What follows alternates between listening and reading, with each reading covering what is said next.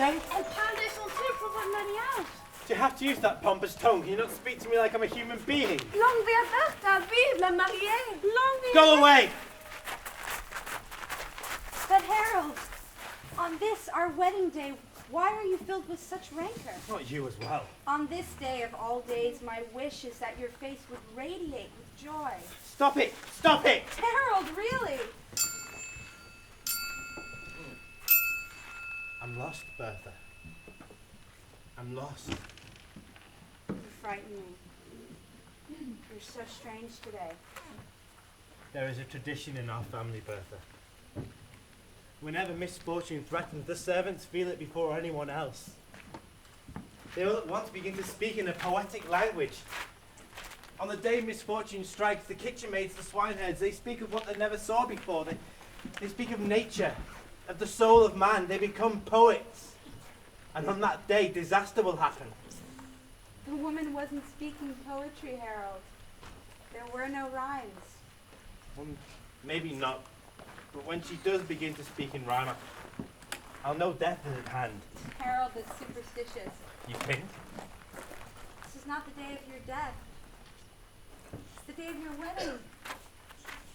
Il dit que le jour où nous autres domestiques laisserons de côté notre parler rustique et parlerons en rime de nature et de flore.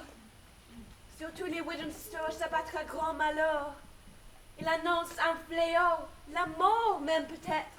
Voilà bien une idée, cela ne peut pas être. Where is the swineherd? Sur la colline d'Ajon, Hold your tongue. sous un acacia. Go and fetch the swineherd, you understand? Harold, I love you. I was weak, Bertha. I should have made Ondine confess. I should have made her suffer the way she made me suffer. Can't you put her out of your mind? Not even today? Today less than any other. How she lied to me, that woman. She did not lie to you. She was no woman. You married a creature from another world. You married an Ondine. You must forget about her. If only she would let me forget about her. But that cry that awoke me the morning she left, has it ever stopped echoing even for a moment? I deceived you with Bertram. Deceived you with Bertram. avec Bertram. Do you hear that? Let's be fair, Harold. You deceived Ondine with me first. And of course she knew it. It was only in revenge that she deceived you with Bertram. On m'étonne qu'Ondine et Bertram soient amants. Harold avec Bertha l'a trompé bien avant. Et se sachant trompé, Ondine a fait alliance avec le beau Bertram. Et c'est la vengeance. Deceived you with Bertram! avec Bertram. Where is she, Bertha? What's she doing? In the 6 months since she disappeared, every hunter, every fisherman has been trying to find her. You would say she'd vanished. She's never far off. Oh, Someone left a wreath of sea urchins and starfish on the chapel door today. That was her, you know that. who would have thought that you would have ever seen anything in a girl like Ondine? When I sent you into the forest that night, I thought, surely this man will come back. He'll look carefully left and right, but he has nothing to do with that world. He'll follow the human path. He will not lose his way. I did lose it. Yes, but you found it again. That winter night when you told me it was me you had always loved. And I ran away from you. And you followed my tracks in the snow. They were deep and wide. They spoke plainly of my distress. They were those of a woman pregnant with human life. Those of your future son, those of your wife. But you found them. You carried me back in your arms that night. Yes.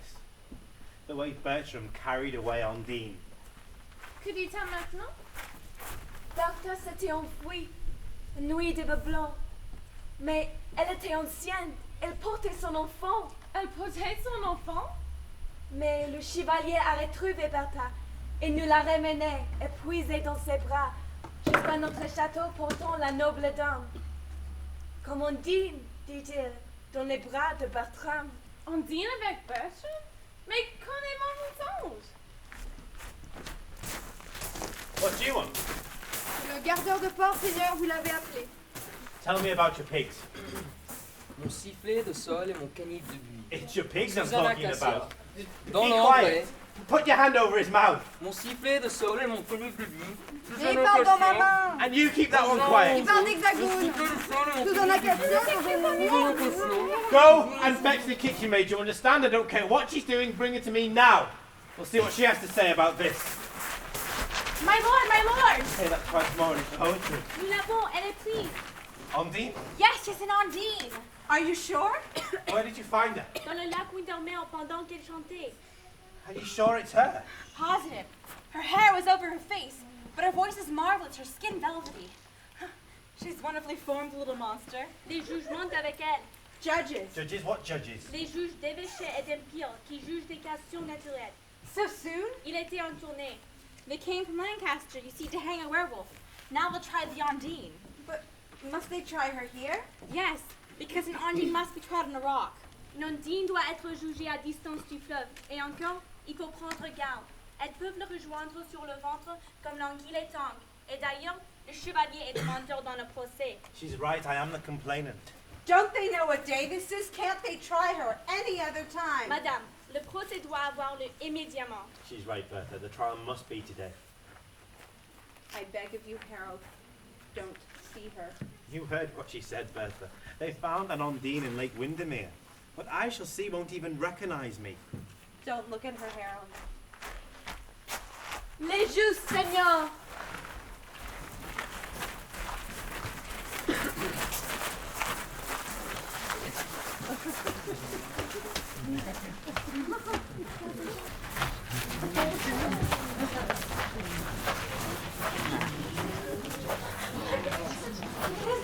Marvelous! The exact altitude, just above the realm of the water, just below the realm of the air! It couldn't be better! My lady, patience. Our compliments, my lord. I shall be within call, Harold, if you want me. You come in the nick of time, sir. Madam, but how did you know there was work for you here? Our work gives us a degree of insight unknown to our colleagues in the civil and criminal law. It is also more difficult. To determine the line that divides two vineyards is easy, but to fix the proper boundaries between humanity and the spirits, hic opus, excuse me, hic labor est. Il est plus aisé de juger du bornage entre les vignes de deux bourgeois que du bornage entre les hommes et les esprits. But in the case at hand, our task appears to be easy. It is the first time we have tried an Ondine who does not deny being an Ondine. C'est la première fois que l'on juge une ondine qui ne nie pas être une ondine. All the more reason to be careful. Quite right, my dear colleague. You have no idea the subterfuges these creatures use to elude our investigations. The salamanders pretend to be Ondines. The Ondines pretend to be salamanders. Les Ondines. Les Ondines disent être des salamandres. Excuse me! You remember, my dear colleague, the affair at York? When we tried the pretended Dorothea, the alderman's cook, she gave us every reason to believe she was a salamander. But we didn't jump to any conclusions. We put her to the torch to make sure. And she burnt to a crisp! Ils l'ont brûlée! She was no more salamander than I am. She was an Ondine! Ils ont brûlé l'Ondine! Salamandre. We had a similar case last week, the matter of a certain Edith, the red-haired barmaid from Carlisle. It was clearly established that in her presence, beer glasses filled by themselves, and what was even more miraculous, without heads of foam. Remplissez des verres de bière, C'est de la bonne magie, ça. You would have been certain she was an Ondine. We threw her into the water with her hands tied. Yeah, she immediately drowned! Les mains attachées! Les mains attachées dans l'eau! A salamander! Did you bring Undine with you? We have her in custody, Knight. But before we examine her, it would be extremely valuable for us to ascertain the exact nature of your complaint.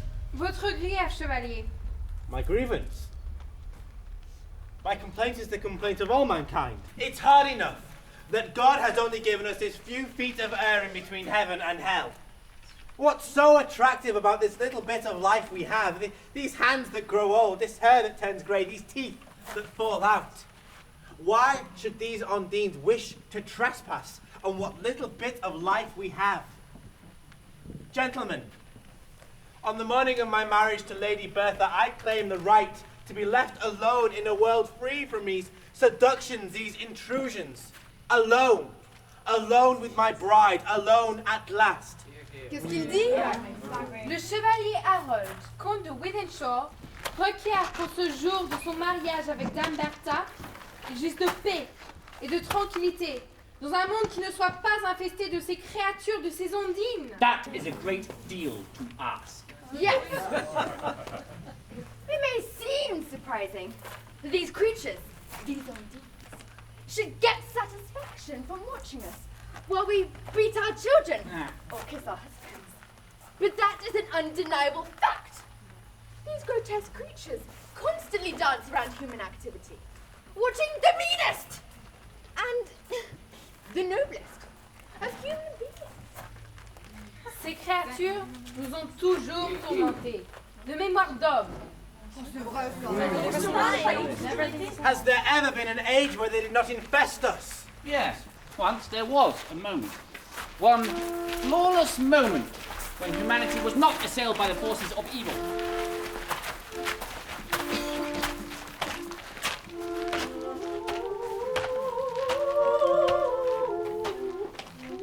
It was late August, near Ingleton, in harvest season. The wheat lay in sheaves, golden, perfect. The cornflower, erect, blue, and not strangled by weeds. I had stretched out underneath an apple tree, and as I looked up into the sky, I suddenly felt that the whole world was free of those shadows that accompany the human condition.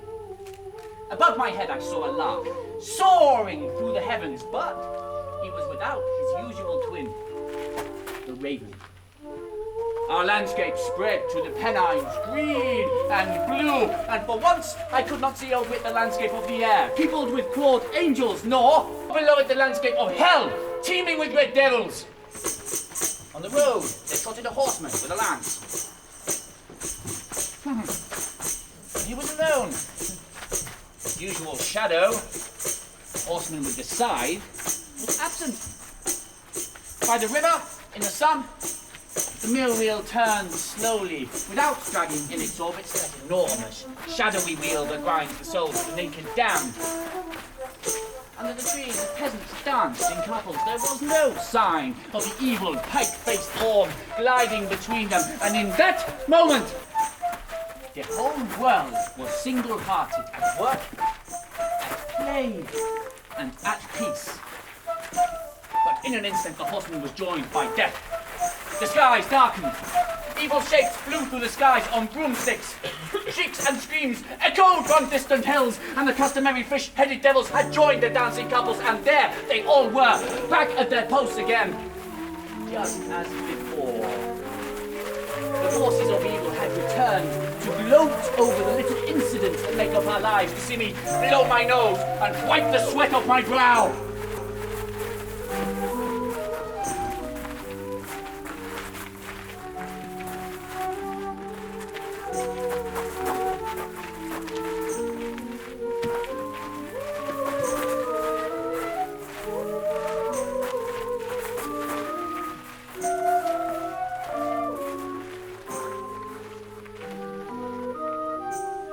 Accused. Faites entrer l'accusé.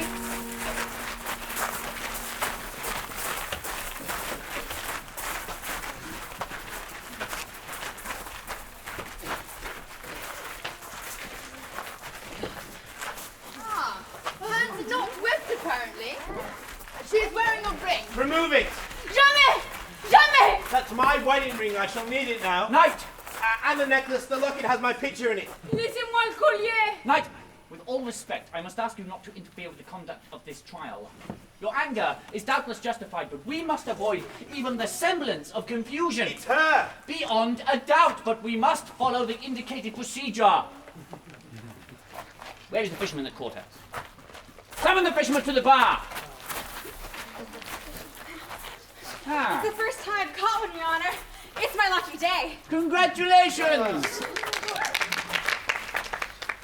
What was she doing when you caught her? I always knew that someday I would catch one. I've known every day for many years. How often have I said that I was going to catch one? But this morning I was certain. I asked you what she was doing. And mind you, the one that I caught was alive. The one they caught in Dugdale, they bashed her head with an oar. But I was careful. I only knocked her head against the side of the boat a few times to stun her. And then I dragged her in. You hurt her head. Oh, answer my questions. Was she swimming? She was swimming. She was showing her breasts and her buttocks. She can stay under a full 15 minutes. I timed her. Was she singing? She was making a little sound, like a moan. If it was a dog, I'd call it a bark, a yelp. I remember when she was barking. She was barking, I deceived you with Bertram. L'accusée a été capturée vivante pendant qu'elle nageait. Elle ne chantait pas vraiment, mais faisait comme un jappement qui disait « Je t'ai trompé avec Bertram ». You're talking nonsense. Since when can you understand a bark? As a rule, I don't. A bark is a bark. As a rule. But this one I understood. And what it said was Did she have an odor of sulfur when you pulled it out? She had an odor of algae, of pine. That's not the same thing. Did she have an odor of algae or an odor of pine? She had an odor that said plainly, I deceived you with Bertram. Since when do odors speak? Odors don't speak. But this one said I She deceived... struggled, I presume? Not at all. In fact, you might say she wanted to be caught. But when I pulled her in, she shuddered. It was a sort of movement with the hips that said, clear, as clear can be, I deceived you with Bertram. Have you quite finished, you idiots? You must excuse the woman, Knight. These simple souls are always imagining things. That is the origin of folklore. I swear, by all that's holy, that's one there. I'm sorry about the tail. She didn't have one when I caught her.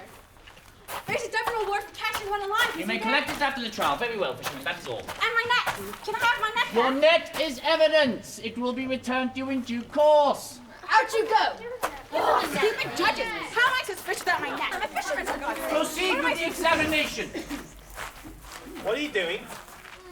I'm going to examine the body of this girl. No one's going to examine her body. Calm your fears, Knight. My colleague is an experienced anatomist. It was she who personally established the physical integrity of the Electress Josepha in connection with the annulment of her marriage. And she commented especially on her tact. I tell you, that is Undine. That's enough. Oh, nuts! I understand that it is painful for you